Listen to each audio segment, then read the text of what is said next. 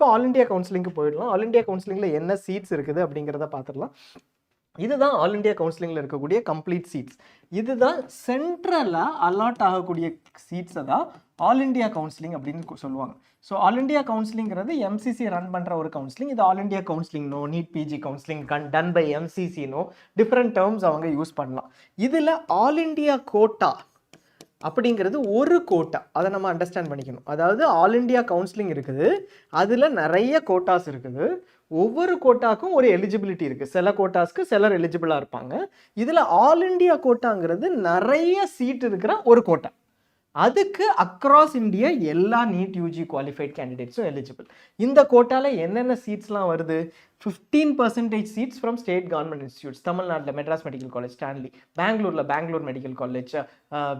குஜராத் எடுத்துக்கிட்டோம்னா குஜராத்தில் இருக்கக்கூடிய ஸ்டேட் மெடிக்கல் காலேஜ், உத்தரப்பிரதேசில் இருக்கக்கூடிய ஸ்டேட் மெடிக்கல் காலேஜ், மகாராஷ்டிராவில் இருக்கக்கூடிய ஸ்டேட் மெடிக்கல் காலேஜ். இதில் கவர்மெண்ட் மெடிக்கல் காலேஜில் இருக்கக்கூடிய 15% சீட்ஸை எல்லாரும் அக்ராஸ் இந்தியா கொடுத்துருவாங்க. இது போக சென்ட்ரல் யூனிவர்சிட்டிஸ், டெல்லி யூனிவர்சிட்டி இருக்குது, ஐபி யூனிவர்சிட்டி இருக்குது. சென்ட்ரல் யூனிவர்சிட்டிஸ்ங்கிறது வந்து டெல்லியில் இருக்கக்கூடிய 2 யூனிவர்சிட்டிஸ். அதில் டியூல வந்து எம்ஏஎம்சி, விஎம்எம்சின்னு best colleges in India, Lady Hardinge அந்த மாதிரி காலேஜஸ் இருக்குது. அந்த காலேஜஸ், இஎஸ்ஐசி மெடிக்கல் காலேஜஸ் ஒரு 11 காலேஜ் இருக்குது. அதில் 11 காலேஜஸ் இருக்குது. அதில் இருக்கக்கூடிய 15%. இது எல்லாமே எதில் வரும்? ஆல் இண்டியா கோட்டாவில்.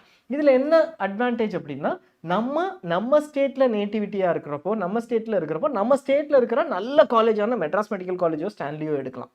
இதை தாண்டி இன்னும் நிறைய நல்ல காலேஜ் இருக்குது. எய்ம்ஸ் நியூ டெல்லி இந்தியாவிலே பெஸ்ட் காலேஜ்.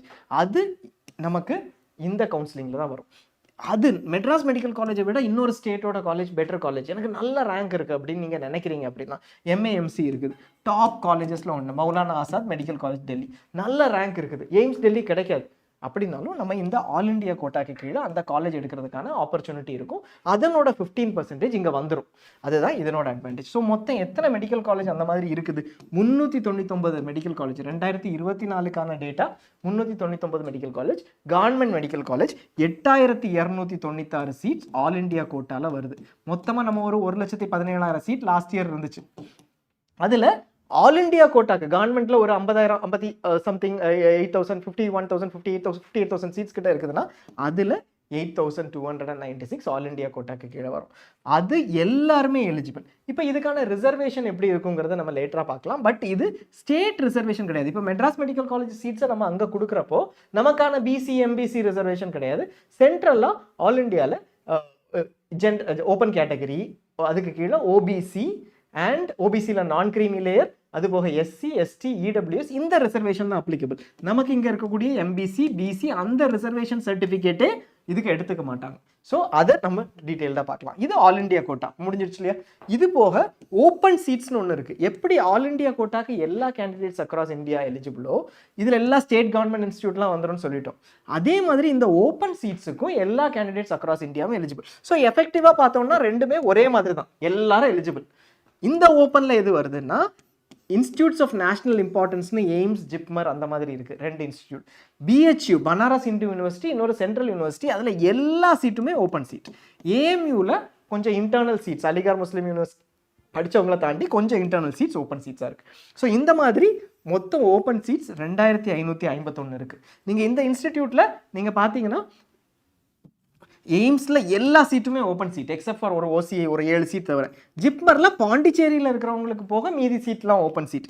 ஏஎம்யூவில் அவங்க இன்டர்னல் கோட்டா போக மீதி இருக்கிறதெல்லாம் ஓப்பன் சீட். பிஹெச்யூவை பொறுத்த வரைக்கும் எல்லா சீட் 100% ஓப்பன் சீட்ஸ். நம்ம ஏற்கனவே ஒரு செஷனில் இதை ரன் பண்ணியிருப்போம், கைட் ரெஃபரன்ஸ் 1. ஸோ இப்படி ஒரு 2551 சீட் 24 இன்ஸ்டியூட்டில் இருக்குது. ஸோ இந்த இன்ஸ்டியூட் எனக்கு எய்ம்ஸ் வேணும்னா நான் எங்கே தான் போக முடியும்?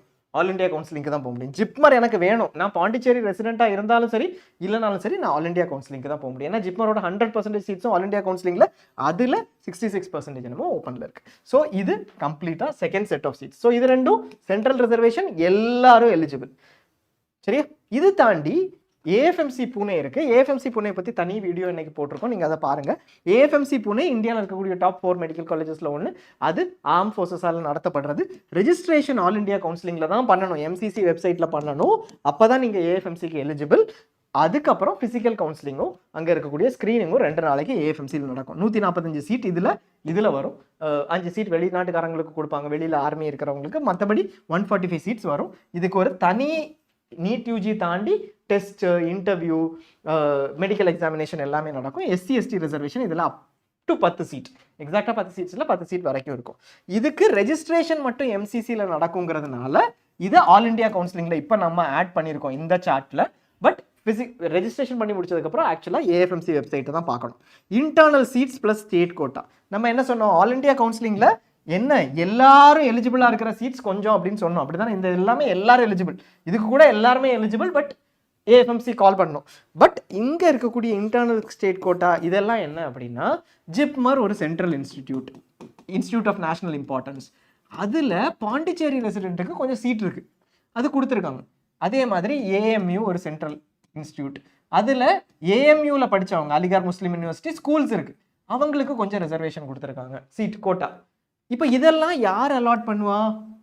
ஜிப்மர் தனியாகவே பாண்டிச்சேரிக்கு ஒன்று நடத்தலாம், ஏஎம்யூ தனியாகவே நடத்தலாம். ஆனால் என்ன பண்ணிட்டாங்க, ஜிப்மர், ஏஎம்யூ, டியூவில் ஸ்டேட் கோட்டா இருக்குது டெல்லிக்கு. ஆனால் இந்த இன்ஸ்டிடியூட் எல்லாமே சென்ட்ரல் நேச்சர் இருக்கிற இன்ஸ்டிடியூட், சென்டர் தான் இதை நடத்தணும். ஜிப்மர் வழியாக நடத்தினாலும் சென்டர் தான் நடத்தணும். அப்போ அவங்க என்ன முடிவு பண்ணிட்டாங்க, இதனோட இன்டர்னல் கோட்டா எல்லாரும் எலிஜிபிள் கிடையாது, ஜிப்மருக்கு புதுச்சேரி மட்டும்தான் எலிஜிபிள், இருந்தாலும் நான் ஆல் இண்டியா கவுன்சிலிங்கோட சேர்த்து நடத்திக்கிறேன் அப்படிங்கிற மாதிரி இந்த இன்டர்னல் ஸ்டேட் கோட்டாஸையும் சேர்த்து நடத்துறாங்க. அது ஒரு 1382 சீட். இதை பற்றி நம்ம கவலைப்படணுமா? இந்த இன்டர்னல் ஸ்டேட் கோட்டாவை நான் பாண்டிச்சேரி ரெசிடென்ட்டாக இருந்தால் இதை பற்றி கவலைப்படுவேன், டெல்லியை சேர்ந்தவங்கன்னா டியூ கோட்டா, ஐபி கோட்டாவை பற்றி கவலைப்படுவேன், ஏஎம்யூவில் படிச்சிருந்தேன்னா கவலைப்படுவேன், இஎஸ்ஐ இன்சூர்ட் பர்சன் அப்படி இருந்தேன்னா அதை பற்றி இது எனக்கு ரிலவெண்ட்டாக இருக்கும். அப்படி இல்லை அப்படின்னா நான் எதுக்கு மட்டும்தான், இந்த 3 செட்டுக்கு மட்டும்தான் இப்போதைக்கு எனக்கு எலிஜிபிலிட்டி இருக்கும் ஆல் இண்டியா கவுன்சிலிங் வழியாக போகிறதுக்கு. அது போக deemed paid seats minority quota. டீம்டுங்கிறது அந்த 57 இன்ஸ்டிடியூட்டில் இருக்கக்கூடிய 10,986 சீட். இப்போதைக்கு 10,986 சீட்ஸ் இன்க்ரீஸ் ஆகலாம் இதே இன்ஸ்டிடியூட்ஸில். இது எம்பிபிஎஸ் மட்டும் பார்க்குறோம், பிடிஎஸும் இருக்கும். ஸோ சீட்ஸ் இன்க்ரீஸ் ஆகலாம் இதில், இல்லை இன்ஸ்டிடியூட்ஸ் கூட இன்க்ரீஸ் ஆகலாம், புது இன்ஸ்டிடியூட்ஸும் டீம்டாக மாறலாம். இந்த டீம்டு கோட்டாவில் இருக்கக்கூடிய எல்லா சீட்டும் ஒரு 6 இன்ஸ்டிடியூட்டில், ஒரு 7 இன்ஸ்டிடியூட்ஸில் கர்நாடகாவில் கொஞ்சம் சீட் கொடுப்பாங்க. ஒரு டீம்டு யூனிவர்சிட்டி கஸ்தூர்பா, மேங்களூர் அப்படின்னா கொஞ்சம் சீட்ஸ் கர்நாடகாவுக்கு கொடுப்பாங்க. மணிப்பாலில் டாடா மணிப்பால்னு சொல்லி ஜம்ஷெட்பூரில் இருக்கக்கூடிய ஒரு இன்ஸ்டிடியூட்டில் ஜார்க்கண்டுக்கு கொஞ்சம் சீட்ஸ் கொடுப்பாங்க. அது போக மீதி எல்லா சீட்ஸும் டீமில் 99% ஆஃப் இன்ஸ்டிடியூட்ஸில் இருக்கக்கூடிய சீட்ஸ் எல்லாமே ஆல் இண்டியா கவுன்சிலிங் வரைக்கும் தான் அலாட் ஆகும். நீங்கள் ராமச்சந்திரா யூனிவர்சிட்டி, ராமச்சந்திரா இன்ஸ்டிடியூட், இல்லை Ramachandra university, Sriram, SRM university, Vinayaka mission, Sathya Sai, Sri Balaji எது எடுத்தீங்கன்னாலும் ஆல் இண்டியா கவுன்சிலிங்கில் தான் அலாட் பண்ண முடியும். டேரெக்டாக இன்ஸ்டியூட்டுக்கு போனீங்கனாலும் ஒரு பிரோஜனம் கிடையாது. இங்கே அலாட் பண்ணால் தான் உங்களுக்கு சீட் கொடுக்க முடியும், வேறு எந்த வழியும் கிடையாது. 10 ஏஜென்ட் வழியாக போனீங்கனாலும் யாரும் அலாட் பண்ண முடியாது. இங்கே உங்களுக்கு அலாட்மெண்ட் லெட்டர் கொடுத்தா தான் என்எம்சியில் உங்கள் லிஸ்ட்டு போகும், கடைசியில் ரெஜிஸ்டர் பண்ண முடியும். வேறு எந்த வழியாகவும் அட்மிஷன் நடக்காது. ஆஃப்லைன் சீட்டே கிடையாது, அவங்களால என்ன பண்ணியும் உங்களுக்கு சீட் அலாட் பண்ண முடியாது டேரெக்டாக. ஸோ இந்த டீம் கோட்டாவில் இருக்கக்கூடிய 10,986 சீட்டும் all need UG qualified candidates தான் எலிஜிபிள். கேட்டகரி ரிசர்வேஷன் இதில் கிடையாது. எதுக்கு ரிசர்வேஷன் இருக்குது, இந்த செட்டுக்கு தான் மட்டும்தான் ரிசர்வேஷன் இருக்குது. அதில் ஏஎஃப்எம்ஸுக்கு மட்டும் கொஞ்சம் ஸ்லைட் டிஃபரன்ஸ், மற்ற ரிசர்வேஷன் கிடையாது. இந்த 3 செட் ஆஃப் இன்ஸ்டியூட்ஸ்க்கு தான் ரிசர்வேஷன். இப்போ நான் எந்த ஸ்டேட் கோட்டாவும் கிடையாது, நான் டீம்டே பார்க்கல, கவர்மெண்ட் மட்டும்தான் பார்க்குறேன். இந்த மாதிரி ஒரு கொஸ்டின் இருந்துச்சுன்னா நாங்கள் இது 2 மட்டும் தான் பார்ப்பேன். இது எந்த கவுன்சிலிங் கீழே வருது, ஆல் இண்டியா கவுன்சிலிங். நான் all India counselling all India கோட்டாவே ஒன்று நினைப்பேன், நான் நினைக்க மாட்டேன். இது ஆல் இண்டியா கோட்டா, இது ஓப்பன், அதுக்கு கீழே ஆல் இண்டியா கவுன்சிலிங்குள்ள டீம்டு கோட்டால paid seats, minority seats, NRI கோட்டான்னு நிறைய கோட்டாஸ் இருக்கு. ஸோ ஒவ்வொரு கோட்டாவை பொறுத்து ஆல் இண்டியா கவுன்சிலிங் கீழே மல்டிபிள் கோட்டாஸ் இருக்குங்கிற அண்டர்ஸ்டாண்டிங் இருக்கணும். ஆனால் மொத்தமாக நீங்கள் இதில் பார்த்தீங்க அப்படின்னா ஒரு 24,000 25,000 சீட்ஸ் ஆல் இண்டியா கவுன்சிலிங் வழியாக அலாட் ஆகுது.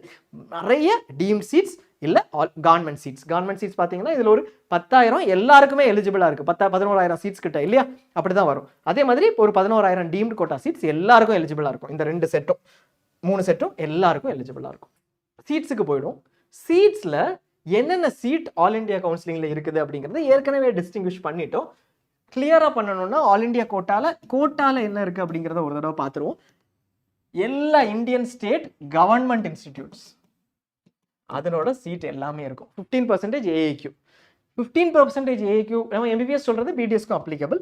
15% ஏஏக்யூ சீட்ஸ் ஆஃப் டியூங்கிறது என்னது, Maulana Azad medical college, Lady Hardinge medical college, யூசிஎம்எஸ்ல ஒரு சின்ன கன்ஃபியூஷன் இருக்கு, பட் ஸ்டில் யூசிஎம்எஸ். இந்த மாதிரிப்பட்ட மெடிக்கல் காலேஜஸ்ல டெல்லி யூனிவர்சிட்டியில பெஸ்ட் மெடிக்கல் காலேஜஸ் 1 or 2 வந்து மெட்ராஸ் மெடிக்கல் காலேஜை விட பெட்டர் ரேங்கிங்ல நிறைய பேர் எடுக்கிற மெடிக்கல் காலேஜ். கரெக்டா இல்லையாங்கிறது நீங்க எவாலுவேட் பண்ணிக்கோங்க. பட் நிறைய பேர் எடுக்கிற medical college across India first choose பண்றது எய்ம்ஸ் டெல்லிக்கு அப்புறம் சூஸ் பண்ற மெடிக்கல் காலேஜஸ்ல ஒன்று. அப்புறம் ஐபி யூனிவர்சிட்டிங்கிறது டெல்லியில் இருக்கக்கூடிய ஸ்டேட் யூனிவர்சிட்டி. இதுல வர்தவான் மகாவீர், ஏபிவிஎம்எஸ், இஎஸ்ஐசி டென்டல் காலேஜ், இது எல்லாமே. இஎஸ்ஐசி 11 இன்ஸ்டிடியூட் இருக்குல்ல, அந்த 11 இன்ஸ்டிடியூட்ல இருக்கக்கூடிய ஆல் இந்தியா கோட்டா சீட்ஸ் எல்லாரும் எலிஜிபிளா இருக்கக்கூடிய சீட்ஸ்.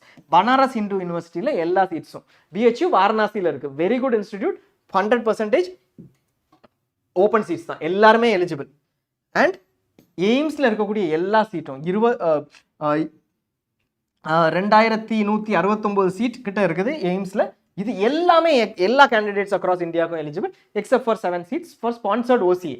வேற எல்லாமே இந்த எய்ம்ஸ் நியூ டெல்லியில் மட்டும் ஒரு 7 சீட் அடிஷனலாக கொடுத்துருக்காங்க. அது தவிர வேற எல்லாமே எல்லாரும் எலிஜிபிள். ஜிப்மர்ல பாண்டிச்சேரி, காரைக்கால் 2 கேம்பஸ் இருக்கு. அதுல ஒரு 2/3 சீட்ஸ் கிட்ட எதுக்கு எல்லா கேண்டிடேட்ஸும் எலிஜிபிள். ஏஎம்யூ அலிகார் முஸ்லீம் யூனிவர்சிட்டியில் இருக்கக்கூடிய ஓப்பன் சீட்ஸ். அப்புறம் ஜாமியா மிலியா இஸ்லாமியான்னு சொல்லி டென்டல் இன்ஸ்டியூட் இருக்கு டெல்லியில், அங்கே ஓப்பன் சீட்ஸ். இது எல்லாமே நீங்கள் பார்த்தீங்கன்னா கவர்மெண்ட் இன்ஸ்டியூட் இல்லை இஎஸ்ஐசி மாதிரி government corporations, quasi government corporations மாதிரி இருக்கும். அண்ட் இன்டர்னல் ஸ்டேட் கோட்டா என்னெல்லாம் இருக்கு, நீங்க இஎஸ்ஐ இன்ஷூர்ட் பர்சனுக்கு அப்ளை பண்ணிருக்கலாம். DU internal quota 11th and 12th டெல்லியில படிச்சவங்க மட்டும் eligible. IP internal quota 11th and 12th டெல்லியில படிச்சவங்க எலிஜிபிள். நம்ம இங்க பார்த்தோம் இல்லையா, இந்த இன்ஸ்டிடியூட்ஸ்ல இருக்கிறதுலயே டியூல பார்த்த இன்ஸ்டிடியூட்ஸ் எம்ஏஎம்சி, லேடி ஹார்டிங், அதே மாதிரி ஐபியில் விஎம்எம்சி, ஏபிவிஎம்எஸ், அதில் இருக்கக்கூடிய ஸ்டேட் கோட்டானா 11th 12th டெல்லியில் படித்தவங்க மட்டும் எலிஜிபிள். ஜாமியா இன்டர்னல் சீட்ஸ், இது வந்து நிறைய கேட்டகரிஸ் இருக்குது. முஸ்லீம் மைனாரிட்டி, முஸ்லீம் விமன், முஸ்லீம் ஓபிசி, அந்த மாதிரி கேட்டகரிஸ் இருக்குது. ஏஎம்யூ இன்டர்னல் கோட்டா, ஏஎம்யூவில் படித்தவங்க. ஜிப்மர் ஸ்டேட் கோட்டா, பாண்டிச்சேரி ரெசிடென்ட்டாக இருந்தால் ஜிப்மர்ல சீட்ஸ் இருக்குது. அதை நீங்க எப்படி அவைல் பண்ண முடியும்? ஆல் இந்தியா கவுன்சிலிங்ல தான் அவைல் பண்ண முடியும். நீங்க இன்னொரு ஸ்டேட்டோட நேட்டிவிட்டி கிளைம் பண்ணிருக்க கூடாது. ஸ்டேட் கவுன்சிலிங்ல பாண்டிச்சேரி நேட்டிவிட்டி மட்டும் ஆல் இந்தியா கவுன்சிலிங்லையும் பாண்டிச்சேரி கவுன்சிலிங்லையும் கிளைம் பண்ணிருக்கணும். அப்படி இருந்தீங்கன்னா நீங்க எலிஜிபிள். இதுக்கு ரெசிடென்ட் கிரைட்டீரியா இருக்கு கிளியரா. அண்ட் ஏஎஃப்எம்சி பூனே ரெஜிஸ்ட்ரேஷன் மட்டும் எம்சிசில, கவுன்சிலிங் டைரக்டா.